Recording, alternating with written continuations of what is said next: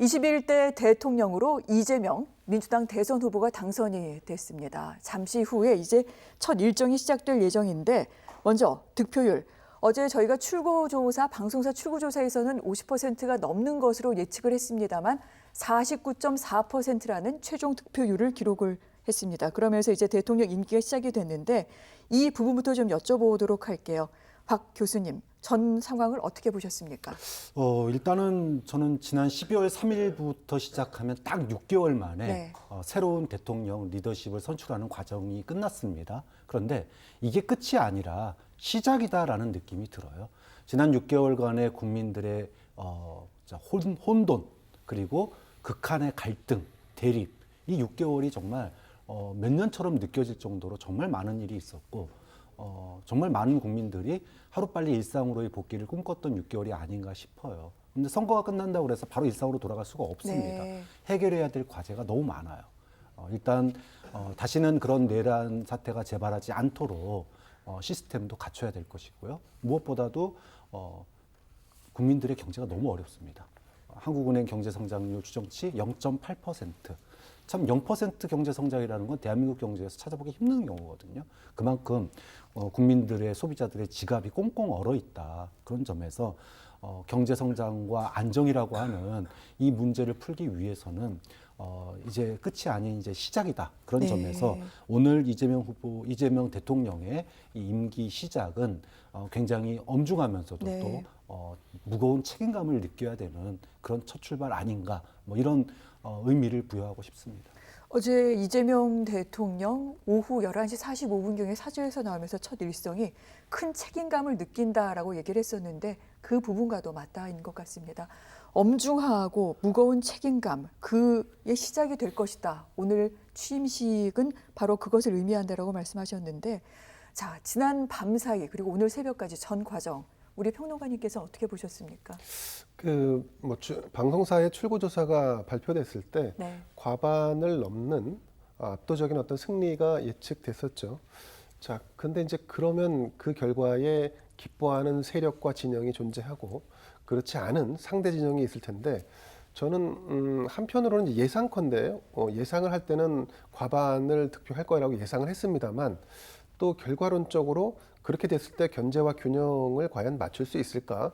그러니까 이재명 지금 대통령이 과반을 넘는다는 것은 상대 진영이 약 30% 안팎으로 쪼그라드는 것을 의미하는 거일 텐데 그랬을 때 국정 운영에 견제와 균형을 맞출 수 있을까? 그런데 막상 뚜껑을 열어보니까 49%대 41%로 일정 정도는 견제와 균형을 맞출 수 있는 세력의 일단을 국민들이 살려주셨다. 그분들이 그 세력들이 예를 들면 그 국민의힘이겠죠. 그 보수 정당이 어떻게 일신하고 혁신하면서 국정의 어떤 파트너 역할을 할 수 있을지 그거는 본인들의 역할이라고 봅니다.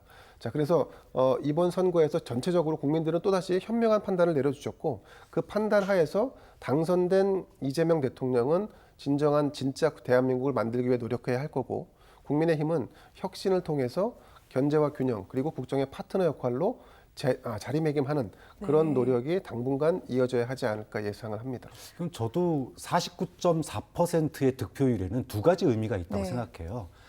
민주당 계열, 그러니까 진보정당 계열 대선 후보 가운데 가장 높은 득표율입니다. 놀랍게도. 그러니까 50%를 넘은 분은 박근혜 전 대통령 딱 한 네. 명밖에 없고요. 민주당 계열에서는 49.4%는 가장 높은 득표율이에요. 그만큼 민주당 계열 후보가 모을 수 있는 중원과 중도표 모두, 지지층 모두를 정말 영끌한 득표율이 49.4%다. 그런 의미를 부여하고 싶고 반면에 이 49.4%의 그 반대편 2위와 3위, 그러니까 보수 성향의 후보죠. 김문수 후보와 이준석 후보의 표를 합치면 또 49%입니다. 역시 대한민국은 보수와 진보의 네. 이념의 어떤 그 균형 여기서 절대로 벗어날 수가 없구나. 그 점은 내란 종식 그리고 앞으로 이제 경제 성장을 해 나가는 데 있어서 국민 통합이 선택이 아니라 필수라고 하는 걸 보여주는 것 같아요. 우리가 대선 끝나고 나서 협치를 해야 된다 말로 굉장히 많이 했습니다. 한 번도 제대로 이루어진 적은 없어요. 그렇지만 진정한 내란 종식과 경제 성장을 하기 위해서는 네. 이제는 협치를 하지 않으면은 정말로 내란 종식도 안 될 거고 그리고 경제 성장도 안 될 거라고 하는 게 너무 빤히 보여요. 그만큼 이 49.4%라고 하는 게 단순한 대선 승리만을 의미하는 것이 아니라 이 안에 한 표 한 표 녹아든 국민들의 이 의미는 김대현 평론가 얘기한 것처럼 네. 윤석열 정부처럼 독주하면 안 된다. 독선적으로 국정 운영을 하면 안 된다라고 하는 의미가 분명히 포함되어 있다고 봐요. 그런 점에서 이재명 대통령이 네. 일성으로 내뱉은 통치가 아니라 통합이라고 하는 거는 단순한 선언이 아니라 국정 동력의 출발점이 돼야 된다는 점을 이 49.4% 안에는 담겨 있다고 봅니다. 네. 그리고 이번 대선은 이제 한마디로 정리하자면 구도의 승리, 이 과거부터 이어져 왔던 대통령 선거의 공식 어떤 방정식이 그대로 드러난 선거였다라고 봅니다. 보통 선거에서 승패를 좌우하는 3대 요인으로 이 구도와 인물과 지형을 얘기하는데 이번 같은 경우 사실은 후보 중에 이재명 후보 같은 경우는 인물론에 있어서 도덕성이나 어떤 사법적인 리스크를 가지고 있음에도 불구하고 그거를 넘는 구도에 있어서 지난 윤석열 정부에 대한 심판, 계엄과 탄핵을 거쳐서 온 정권 그 집권 세력에 대해서 어떻게 채찍을 들 것인가라고 하는 전체 구도가 이미 짜여진 상태에서 시작을 했기 때문에 이재명 대통령의 당선은 이번 계엄이 벌어진 지난해 12월 3일 이미 정해졌는 건지도 모르겠습니다. 자, 그런데 이런 구도의 선거임에도 불구하고 국민의힘이 그것을 구도가 아니라 인물로 어떻게 해보고 아니면 단일화라고 하는 약간의 이 지연 말단의 술책으로 이걸 넘어보려고 했는데 역시나 안 된다. 그러면 지금은 국민의힘은 이 패배에 뭐 처절한 반성도 있어야겠습니다만 지금 나오는 분위기는 남 탓을 하거나 혹은 우리가 문제가 아니라 이 국민들이 문제라는 식의 접근을 하고 있는 그런 모양새가 얼핏 보입니다. 그거는 새로운 어떤 보수로 나아가는 길이 아니라 이 보수의 멸망. 홍준표 전 대구시장이 하와이에서 또다시 얘기했듯이 이 도저히 고쳤을 수 없는 어떤 망가진 숲이 되어버릴 수 있다. 근데 그 점을 지금도 지각하지 못하고 네. 여전히 국민의힘에서 일부는 부정선거를, 일부는 이 선거를 인정할 수 없다는 여론을, 혹은 일부는 이준석 탓으로 돌리고 있는 이런 모습을 보이는 걸로 볼 때, 국민의힘이 과연 이 민주당 정부와 어깨를 나란히 하는 국정의 파트너가 될 수 있을까에 대해서는 심대한 걱정이 드는 순간입니다. 네, 49.4%라는 그 득표율에 대해서 두 분께서는 지금 민주당과 국민의힘 각각의 어떤 의미가 있는지를 짚어주셨는데 그렇다면 이것도 여쭤보고 싶습니다. 통합, 통치가 아닌 통합을 하라는 국민의 뜻이다라고 해석을 해주셨습니다만 사실 국회도 상당히 좀 기울어진 운동장입니다. 여대 야소 국면이 뚜렷하고요. 그렇기 때문에 이재명 대통령이 마음만 먹는다면 여러 가지 정책과 입안에 있어서 거침없이 해나갈 수 있는데 그럼에도 불구하고 49.4%라는 의미를 되새겨야 된다. 지금 교수님께서는 그렇게 말씀하시는 거죠? 네.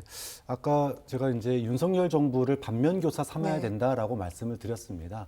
3년 전에 그때도 김대현 평론가랑 같이 방송을 했었는데 개표 방송을 윤석열 대통령이 당선되고 나서 일성이 0.7%의 의미에 대해서 네. 그걸 아무 의미 없다라고 얘기를 했어요.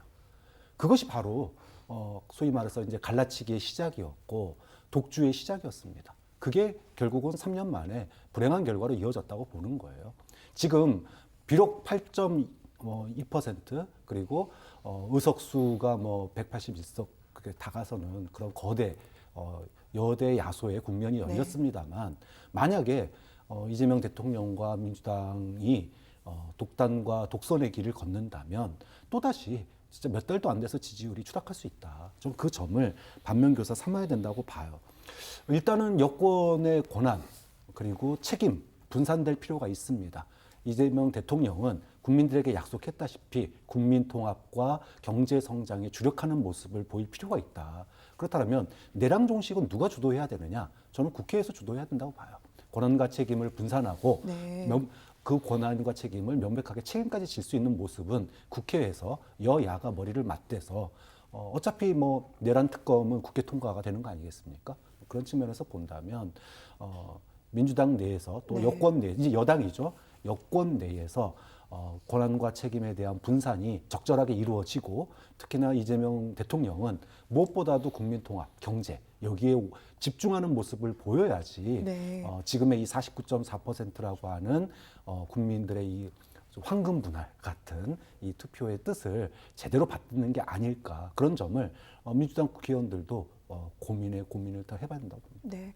오늘 새벽에 그 민주당 당사 근처에서 이재명 대통령이 연설을 하면서 5가지를 약속했습니다. 1번은 내란 극복, 2번은 민생 회복이었는데 이 가운데 내란 극복 같은 경우에는 국회에게 맡기고 민생 회복 등등에 더 힘을 기울일 필요가 있다라고 박 교수님께서는 말씀을 해 주셨습니다. 김 평론가께서 보시기에 49.4%라는 이 득표율, 이재명 대통령은 어떻게 되새겨야 될까요? 일단 일성으로 네. 첫 번째 내란 극복, 두 번째 민생 회복, 네. 세 번째는 한반도 평화, 그리고 네 번째는 통합의 메시지를 이렇게 언급하셨는데 그냥 제가 바라건대 1번 첫 번째 메시지를 통합으로 내세웠으면 어땠을까 하는 아쉬움이 좀 남습니다. 아까도 말씀드렸다시피 50%를 넘지 못하는 득표는 네. 사실은 민주당 진영에 국민들이 승리를 안겨줬지만 하지만 오만하지 마라. 또 대화하면서 타협과 통합의 정치를 하라라고 하는 그 메시지도 그 안에 그 숫자 안에 내포되어 있다라고 이렇게 해석할 수 있는데 지금 내란 극복을 먼저 내세웠기 때문에 조금 걱정이 되는 부분은 내란을 극복한다는 것은 사실은 국민의힘 진영에 대해서 칼을 들겠다라는 거지 않습니까? 일종의. 그러면 내란을 극복한다는 기본 명제는 동의합니다. 그러나 그것은 국정 운영의 후순위에 밀어놔도 무방할지언데 그런데 지금 그거를 최상위 이 국정 목표로 삼았다는 부분에서 그러면 이 정부가 출범할 때 과연 통합의 정치를 시작할 수 있을까? 그리고 모든 정권은 정권 초기에 통합의 메시지와 통합의 시도를 하지 않을 경우, 실패할 경우 그러면 또다시 극단으로 갈려서 분열 정치로 계속 귀결되고 만다. 김대중 전 대통령이 대통령에 당선됐을 당시에 사실은 그거는 획기적인 혁명에 가까운 선거 결과였죠. 그 당시로 본다면. 그럼에도 불구하고 TK, 대구 지역 출신의 김중구 의원이라고 하는 정치인을 자신의 대통령 비서실장으로 임명을 했지 않습니까? 그 정도의 파격적인 인선을 하지 않고는 통합의 메시지를 전달할 수 있는 방법이 마땅치 않다. 저는 지금 이재명 대통령이 국무총리로 김민석 당 국회의원을 내정 혹은 지명했다는 얘기도 있고 네. 비서실장으로 민주당의 강원식 의원을 지정했다라고 하는 네. 얘기가 나오는데 다 좋습니다. 지금 출발할 때 인수위가 없기 때문에 그렇게 갈 수 있습니다. 하지만 그 어느 공간에서 확실하게 통합의 메시지를 낼 수 있는 그런 인물을 중용하는 것, 그것은 국정에 처음 첫 발을 딛는 데 있어서 이재명 정부가 진짜 대한민국, 그동안의 이 선거 과정에서 늘 내세웠던 진짜 대한민국을 만들어가는 그 시발점이 되지 않을까 이렇게 생각을 하고 이재명 대통령께 간곡히 부탁을 하자면 과반을 넘지 못하는 득표율이라는 것에 방점을 찍을 필요가 있다. 지난 윤석열 정부가 박창환 교수님 말씀하신 것처럼 0.7%포인트의 승리라는 것, 이거는 결코 자만해서는 안 되고 상대를 정말 100% 혹은 1000% 인정하면서 국정 운영했어야 되는데 그렇게 하지 않았죠. 지금 과반을 득표하지 못한 부분에 대해서 방점을 찍고 여전히 나를 지지하지 않는 절대 과반 이상의 국민이 존재한다는 것을 국정 운영 내내 인식하기를 기대합니다. 알겠습니다. 이번 대선은 사실은 그 계엄과 탄핵 등등을 거치면서 민주주의의 회복을 확인하는 과정이기도 했습니다. 이 과정을 거쳐 49.4%의 득표율을 얻은 이재명 대통령, 무엇보다 통합에 앞장서 주기를 바라는 마음이다. 이렇게 강조를 하신 것 같습니다. 저희가 말씀 도중에 지금 인천 계양구 규련동에 있는 이재명 대통령의 사저를 보여드리고 있습니다. 경호원들이 상당히 좀 분주하게 움직이고 있는 모습이고요. 잠시 후 이재명 대통령이 모습을 드러내지 않을까 싶은데요. 근처의 주민들도 태극기 등등을 들고 나와서 이재명 대통령의 첫 걸음을 기다리고 있는 모습입니다. 방금 들어온 속보 가운데 하나는요. 이재명 대통령 합참 의장과 통화를 했다고 합니다. 김명수 합참 의장과 통화를 하며 군 통수권 이양 보고를 받았다라는 속보가 전해지고 있습니다. 6시 21분부로 이재명 대통령의 대통령으로서의 공식 임기는 시작이 됐고요. 국군 통수권도 자동 이양이 됐습니다. 합참은 통신 보안이 된 상태에서 대통령에게 김명수 합참의장이 전화를 통해 보고를 했습니다. 군사 대비 태세, 북한 동향 정보 등등을 보고한 것으로 보입니다. 이렇게 해서 국군 통수권자로서의 대통령의 업무도 시작이 됐습니다. 현재 보고 계시는 부분은요. 인천, 계양구, 규련동 국회의원으로서의 지역구이기도 했죠. 규련동에 있는 이재명 대통령의 사저입니다. 이곳에서 잠시 후 이재명 대통령과 김혜경 여사 내외가 출발을 하게 됩니다. 국립현충원으로 출발을 해서 호국 영령께 먼저 참배를 드리고 난 뒤 국회로 이동해 취임 선서를 하게 됩니다. 아마 저희가 예상하기로는 9시 반을 전후해서 출발하지 않을까 싶기도 한데요. 지금 대통령 경호처에서 이재명 대통령의 경호를 담당하고 있고요. 그래서 지금 상당히 사저 인근 분위기의 경호가 강화된 모습을 확인할 수가 있습니다. 자, 이재명 대통령 득표율 49.4%로 당선이 됐습니다. 그러면 이번에는 투표율 이야기를 해보도록 하겠습니다. 거의 80% 가까운 국민이 투표에 참여를 했습니다. 79.4%, 2000년대 들어 최고의 투표율이고요. 1997년 15대 대선 이후 28년 만에 최고치이기도 합니다. 먼저 박 교수님, 이 정도로 투표율 높을 거라고 예상을 하셨습니까? 못했습니다. 사실은 국민들이 생각하실 때는 계엄과 내란이 있었기 때문에 이에 대한 국민들의 어떤 그 투표 참여율 굉장히 높을 거라고 일반적으로 얘기하기는 쉽지만 사실은 이제 80%가 안 된 게 벌써 28년째거든요. 네. 지난 탄핵 때 박근혜 탄핵 이후에도 치러진 대선이 높은 참여율에도 불구하고 77.2%에 불과했습니다. 그렇기 때문에 그리고 상대적으로 비호감 대선이라고 했던 네. 지난 대선도 77.1%였기 때문에 이번에도 그 정도 수준에서 머무를 거다라고 보시는 전문가분들이 거의 대다수였고요. 저도 마찬가지였습니다. 그런데 정말 높은 사전 투표율뿐만 아니라 투표 마지막까지 그래프가 꺾이질 않더라고요. 저는 28년 만에 80%에 육박하는 이 높은 투표율은 네. 지난 6개월 동안 국민들이 겪었던 혼돈, 갈등, 대립, 그리고 일상으로의 복귀를 꿈꿨던 그 많은 국민들의 염원이 담긴 거다. 그만큼 빨리 이 혼돈이 정리되고 빨리 일상을 복귀하고 대한민국이 정말로 정상적인 국가로 다시 돌아왔으면 좋겠다. 이 열망이 네. 누구를 누구를 찍었든지 간에 그 열망을 가지고 투표를 했기 때문에 28년 만에 가장 높은 투표율이 나온 게 아닌가. 그런 점에서 79.4%는 네. 뭐 단순히 80%가 안 됐다라는 것이 아니라 지난 6개월의 국민들의 고민, 고통, 그리고 번뇌가 담긴 투표율이라는 점에서 굉장히 의미 있고 또 새겨봐야 될 투표율이다. 이런 의미를 부여하고 싶습니다. 12월 3일 계엄의 밤을 거쳐서 12월 14일 국회에서 탄핵 소추안이 의결되며 대통령의 직무는 정지됐습니다. 그리고 4월 4일 헌재에서 대통령 파면 결정을 내렸고요. 이어 2달여 만에 새로운 대통령이 선출됐습니다. 이 과정에서 80% 가까운 국민이 투표에 참여하기도 한 것입니다. 김 평론가님께서 어떻게 평가하십니까? 저는 사실은 한 75% 정도 투표하지 않을까 이렇게 생각을 했습니다. 네. 이제 그거는 이제 일종의 감이었는데 그런 감을 갖게 된 배경은 기본적으로 계엄과 탄핵 그리고 이 지난 정부에 대한 심판을 해야 한다라고 하는 이 과거로 회귀하는 이런 투표 경향이 강했기 때문에 출발부터 민주당 혹은 민주당 진영 쪽에서는 우리가 거의 뭐 승리는 따놓은 당상이다라고 하는 기류가 좀 있었고 그에 반해서 국민의힘 보수 진영에서는 이거는 뭐 돌이킬 수 없고 심판을 피할 길이 없다. 이번 대선은 패색이 짙다. 지난 박근혜 대통령이 탄핵당하고 나서 치러진 그런 대선과 결국 비슷하지 않겠나라고 이렇게 낙담하는 유권자층이 상대적으로 좀 많았다. 그런 점에서 볼 때 투표로 유인하는 그런 어떤 기저가 좀 약해지지 않을까 이렇게 예상을 했는데 네. 그런데 막상 결과를 보니까 이 민주당 진영에서는 최대한 끌어올려서 과반 이상으로 당선을 시켜야지만 이 정부의 국정 운영의 동력을 만들 수가 있다라고 하는 이런 절박함이 선거 기간 내내 있었고 네. 또 반대로 보면 김문수 후보 같은 경우는 어쨌든 사람은 좋은 사람 아니냐라고 해서 우리가 남이가라고로 시작되는 이 영남의 보수 진영 어떤 이런 그 표심을 자극을 해서 결국 전국적으로 보면 양 진영이 최대한 끌어모을 수 있는 투표를 끌어모았다.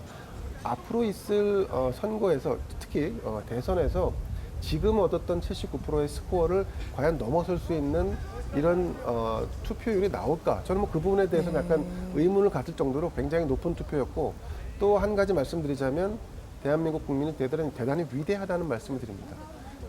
우리가 이제 소위 정치를 말할 때 좌우 혹은 보수와 진보 아니면 양당 구도의 두 정당을 그냥 이렇게 내세워서 얘기를 주로 하는데 네. 그들 이외에 다수의 이 중도락으로 할까요? 아니면 뭐 캐스팅 보트, 스윙 보터라고 할까요? 이런 그 상당수 한 전체 국민으로 치자면 그게 뭐 30% 포션이 될지 안 될지 모르겠습니다만 그분들이 평상시의 정치에 무관할지는 모르겠으나 궁극적인 순간, 결정적인 순간에 그 표로서 결국 어떤 특정 정당이든 특정 인물을 과감하게 심판하고 있다. 그리고 그 기류는 계속 이어지고 있다. 그래서 국민의 선택이 굉장히 대단하고 현명하구나. 정치인들은 이번 높은 투표율에서 또 한 번 국민의 심판이 얼마나 준엄한지를 좀 느끼는 계기가 됐으면 하는 바람이 있습니다. 알겠습니다. 투표율에 관해서 여쭤봤고요. 지금 저희가 그런 가운데 이재명 대통령 사저의 모습을 보여드리고 있습니다. 인천시 계양구 규련동에 위치한 아파트 단지입니다. 이제부터는 대통령으로서의 경호를 받고 있고요. 대통령 경호처가 경호를 담당하고 있습니다. 사저 앞에는 여러 주민들이 나와서 태극기를 들고 이재명 대통령과 김혜경 여사가 출발하는 모습을 기다리고 있는 중이기도 합니다. 이런 가운데 오늘 날씨도 참 화창하고요. 그래서 가는 길도 어렵진 않을 것 같습니다. 저희가 11시에 취임식이 예정이 되어 있고요. 그렇기 때문에 국립현충원에 들르기 위해서는 9시 반경에는 사저에서 출발할 것으로 예상이 되고 있습니다.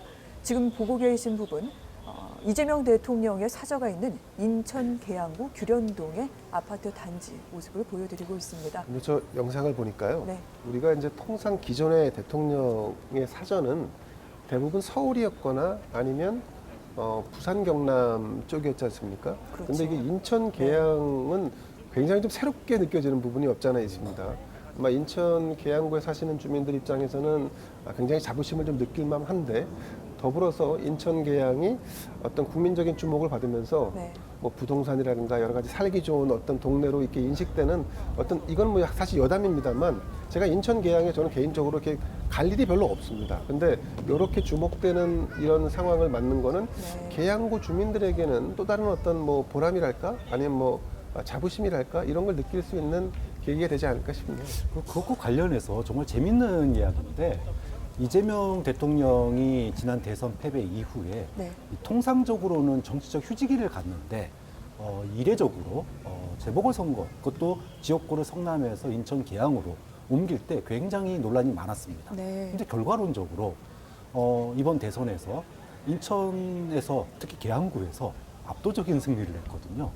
그런 것들을 보면 인천 시민들 네. 그리고 계양 구민들이 이재명 후보가 결과론적으로 계양으로 와서 인천과 계양의 어떤 발전에 대한 기대감 그리고 대통령을 배출했다라고 하는 어떤 자부심 이런 것들이 이번에 계양에서의 그 이재명 후보의 높은 득표율을 보면서 그때는 참 왜 계양까지 가는 거야 네. 그런 생각을 했었는데 이제 대통령이 되고 나서 인천의 이 득표 결과 그리고 계양구의 높은 득표 결과를 보면서 야 경기도에서도 굉장한 압승을 거뒀고 또 인천에서도 꽤 큰 승리를 거뒀거든요. 결국은 그때는 비판을 받았지만 이제 와서 돌이켜 보니 참 신의 한 수가 된 계양구의 이전 아니었나 그런 생각도 듭니다. 근데 또 그 말씀하시니까 이것 좀 이른 감이 있습니다만 이재명 대통령이 5년 임기를 마치고 나서 그러면 다시 돌아갈 때 계양으로 갈 것인지 분당으로 갈 것인지 그것도 좀 관심이 되는 대목인데 저는 개인적으로는 지금 뭐 약간의 뭐 이 퀴즈를 하자면 분당으로 돌아가서 이 사택을 짓고 퇴임하지 않을까 하는 예상을 해봅니다. 그래서 계양구 주민들이 지금 저렇게 이제 떠나시는 이제 대통령으로 네. 당선돼서 첫날이니까 주민들께서 안정적으로 국정운영 하시고 퇴임 후에도 계양으로 오시라라고 얘기를 해서 그 약속을 받으면 계양구가 5년 내내 주목받지 않을까 싶은 생각이 드네요. 2030년 6월 4일 얘기를 지금 먼저 하고 계시는데요. 일단은 박수 치면서 떠날 수 있는 그런 대통령이 되기를 바라는 마음 간절하고요.